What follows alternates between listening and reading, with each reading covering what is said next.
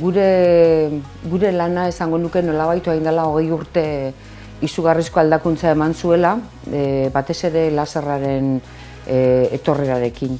Ordura arte egiten genuen estetika oso estetika simplea zen, ez zegoen teknologiarik, ez zegoen beste ezer, baina laserrak bere inpaktu ekonomikoarekin bat egin da, ekarri zituen aukerak beste teknologi batzuetara posible izatea jotea.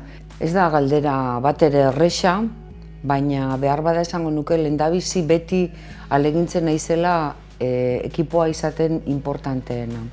Pertsona garela, gure gorabehera guztiekin, baina hori da ere bai zailtasun gehien daukana, ez? Eta hori da gehien ahalegintzen gerana lantzen. Nik lehenengoko gauza behar bada eskatuko nukena da ekartzea gogoa, gogo asko ekartzea jarrera, ikasteko jarrera, aurre egiteko gogoa. Niretzako profesionaltasun horren barruan oso importantea da jarrera hori izatea, gogo hori izatea, grina hori.